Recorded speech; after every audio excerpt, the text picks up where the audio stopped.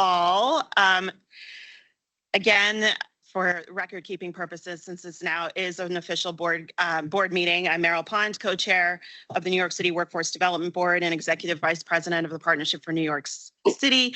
On behalf of my other co-chair, Adria Powell, she could not be here today. She sends her regrets. She had a family obligation with her children, which we fully support. So, but I know she supports everything that we're talking about, and I will make sure she gets a full download of all of the comments from the audience as well. I formally call today's board meeting to order. Thank you.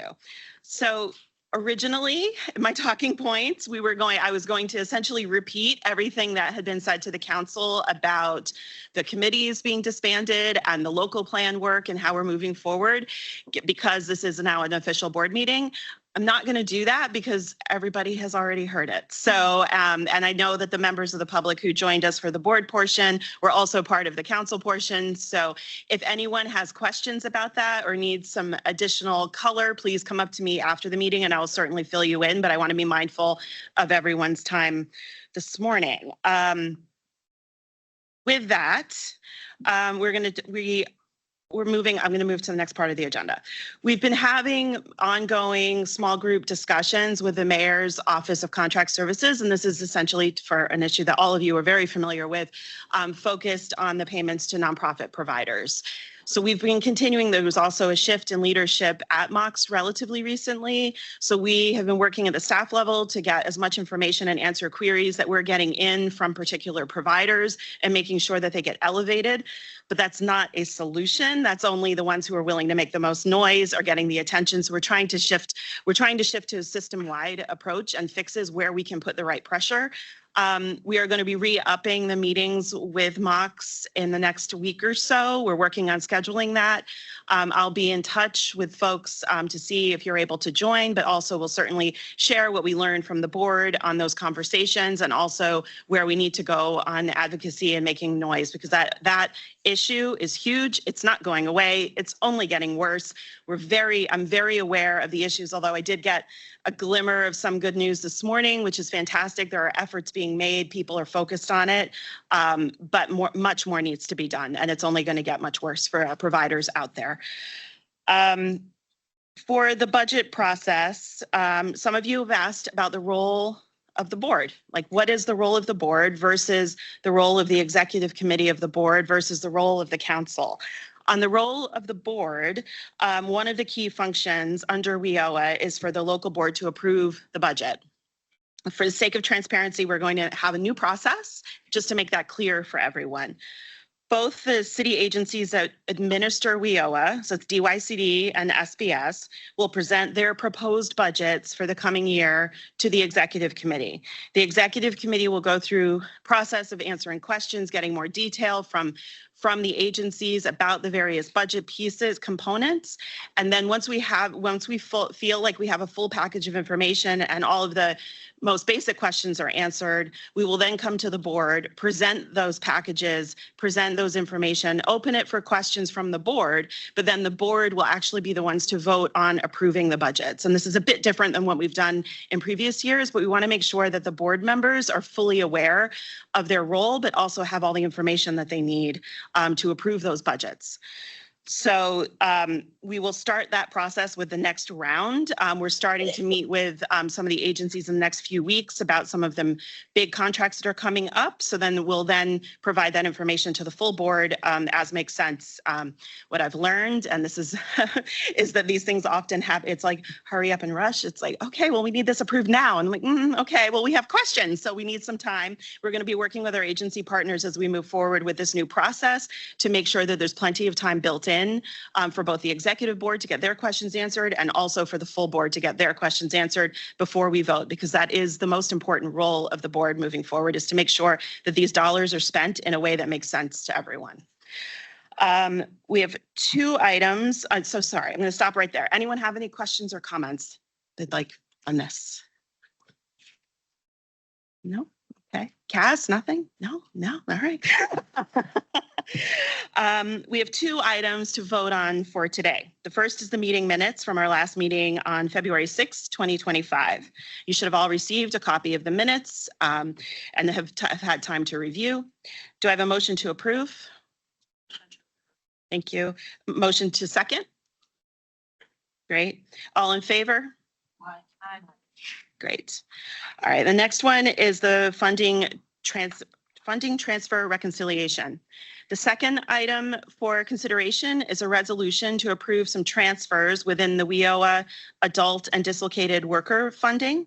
This step builds on the announcement earlier that we will involve the full board in budget-related decisions. Now, is Chris going to still do this? Well, okay, so I'm going to turn it over to Chris to explain the resolution, and then we'll take time for questions, and then we'll take a formal vote. Chris? Thanks, Meryl. Is the volume okay? You can hear me? It's not too loud? You're good, Chris. Great, thank you. Hi, everybody. I'm sorry I can't be there in person today. A family member tested positive for COVID, so I did not want to share the love with all of you in that regard.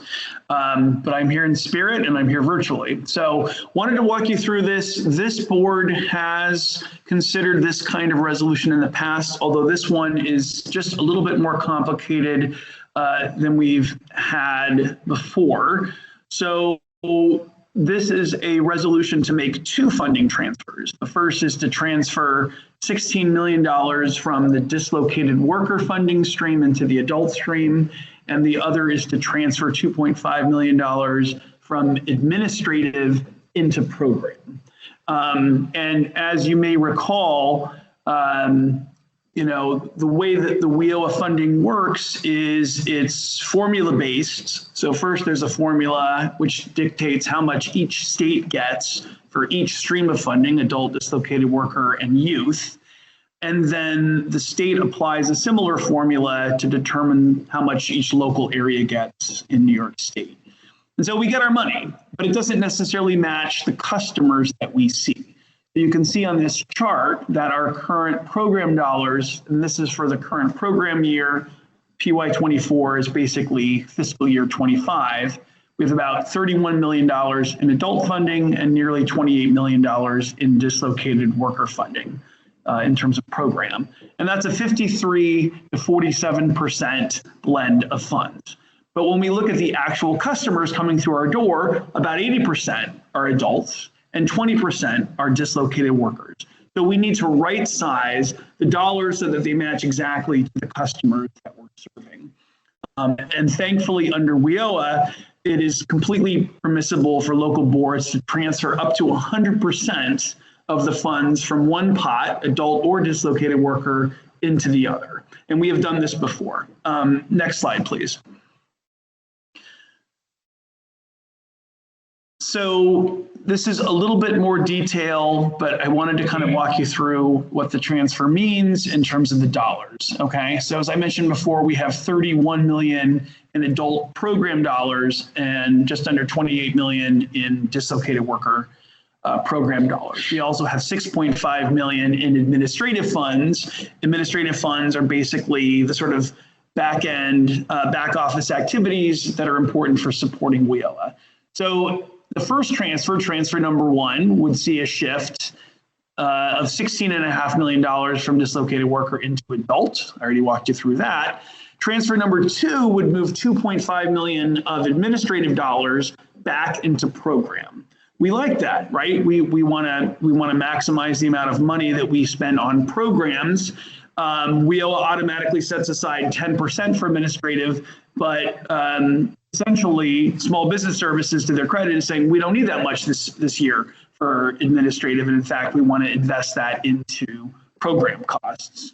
So basically what you see, the final column, the percentage, is now with these transfers, we will have right-sized our program dollars. We'll have 49 million in the adult bucket and a little over 12 million in the dislocated worker bucket to align with the volume of customers that we're actually seeing. And just so you know, no customer is ever denied services because of this. And to be honest, dislocated worker really it's about capturing the characteristics of the people coming through the door, but the services are the same for adults versus dislocated workers. So let me pause there. Are there any questions? I don't think this is terribly controversial, but it's a little complicated, so I wanted to walk you through the steps.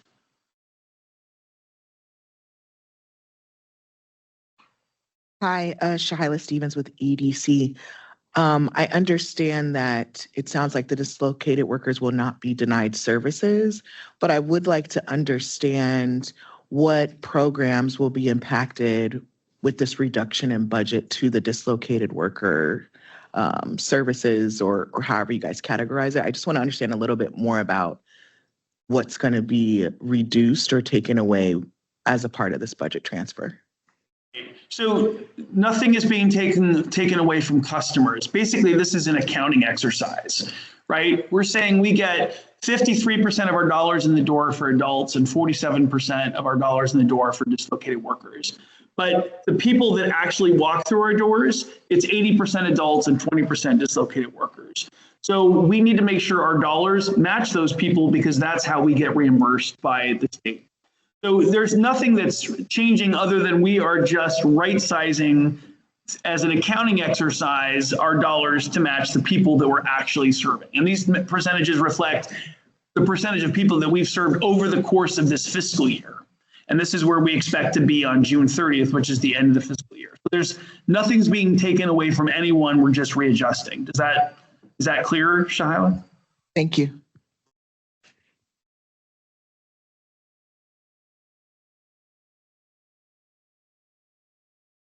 All right, Chris, I think we're good. I don't see any further questions, comments. All right, great. So do I have a motion to approve these two transfers? To approve. Thank you, David. Do I have a second? Thank you. All in favor? Great. Thank you very much. And we'll now hear a short director's report from Chris.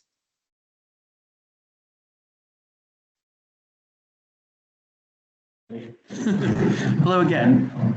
Okay, so I will make this brief because we don't have a ton of time left. Let's go to the next slide, please, Dolfo. I want to talk briefly about WEOA budget and policy. So the bright spot of moderately good news that I'll start with. So the U.S. Department of Labor recently sent out their final WEOA allocations at the state level for fiscal year 2026. And very quickly, to their credit, New York State Department of Labor in turn sent around our final WEOA allocations for all the local areas in New York State. And it's basically what we were expecting. We had received some planning estimates a couple of months ago, and these were almost spot on. Again, to the credit of New York State Department of Labor in trying to project what the funding would be like throughout the state. And so our current year budget, this year we have a little over $99 million. We would see a decrease of $12 million or 12% down to about $87 million. So, this is not great news, but it is what we expected. And further, the way that the funding works for states and local areas really is dependent on economic factors. It is not a political exercise. And the reason that the last couple of years we had a pretty high bump in terms of our WEOA allocation, we had about $100 million the last 2 years, really was a reflection of the economic impact of the pandemic on New York State and New York City. And we, as you'll very well remember, we lost about almost 1 million jobs in the space of maybe 2 months, right? So we were hugely affected. The money followed that, and the money is a little bit of a lagging indicator of these things.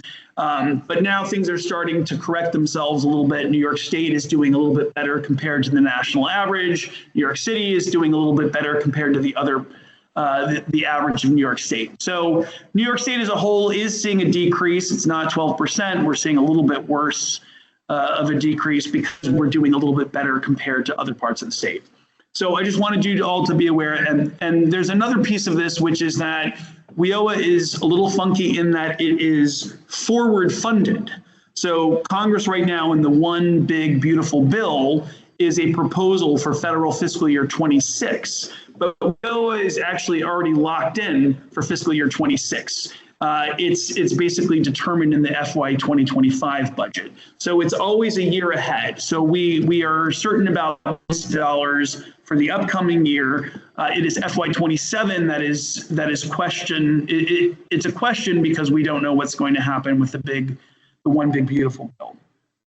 A couple of notes about policy. So Deputy Mayor Raspberry mentioned that there was a proposal to consolidate WEOA into a block grant. This is something that we're monitoring very, very closely. That was not a proposal in the One Big Beautiful Bill. It was a suggestion or a proposal in the federal OMB, both their skinny budget and their more detailed budget that they recently released. So we don't know what the chances are of that happening. We're watching very carefully, but again, it was not included in the One Big Beautiful Bill.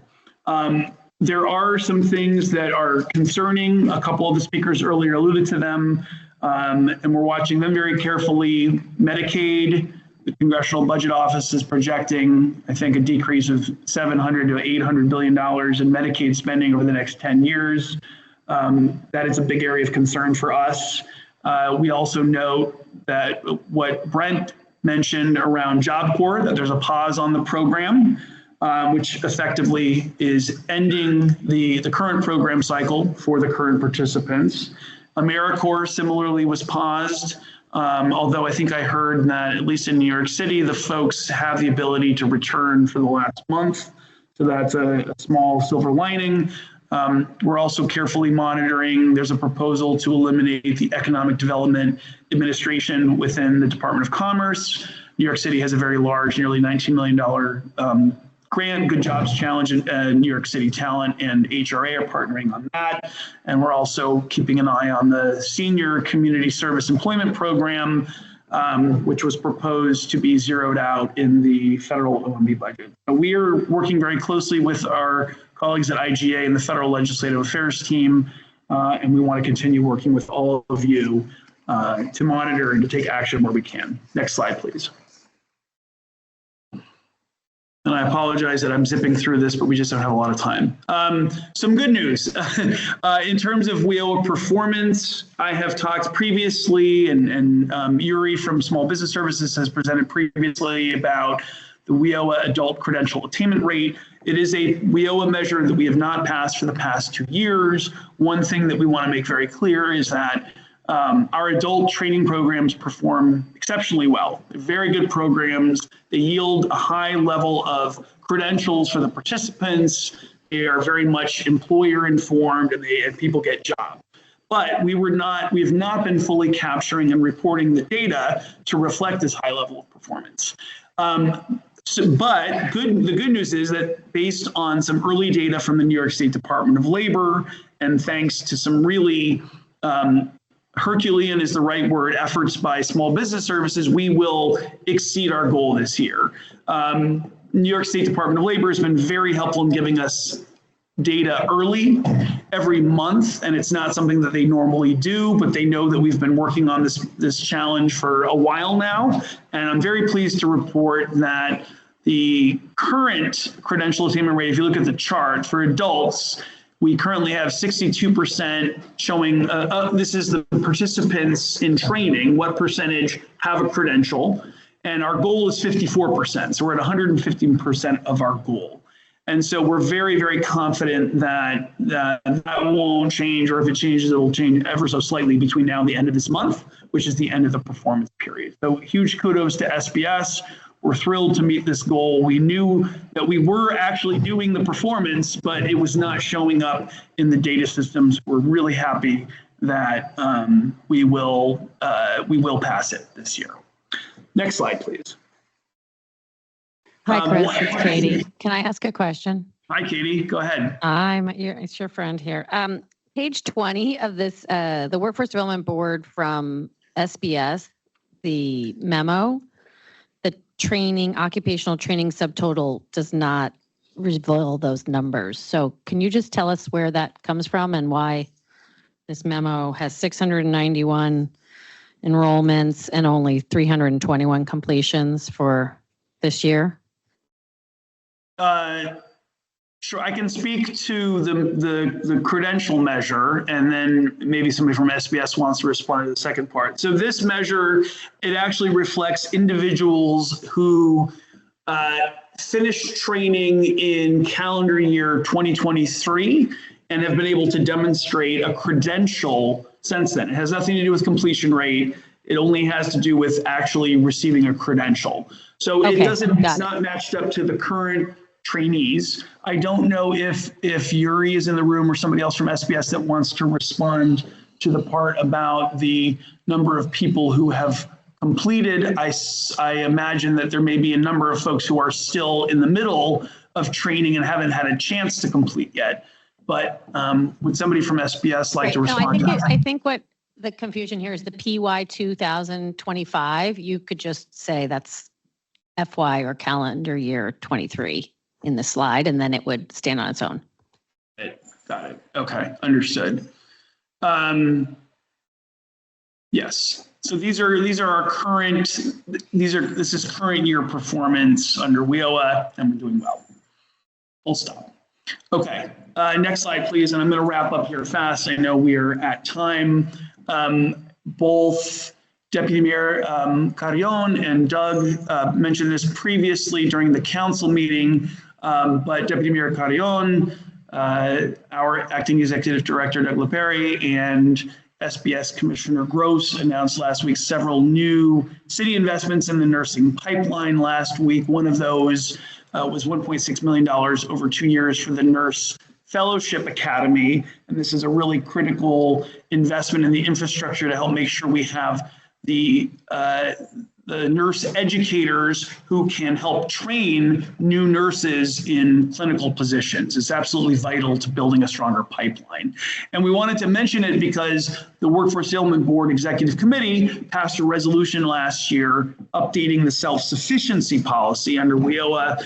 Only individuals who fall below the self-sufficiency policy are eligible for training, but local boards have a lot of flexibility about defining the self-sufficiency level.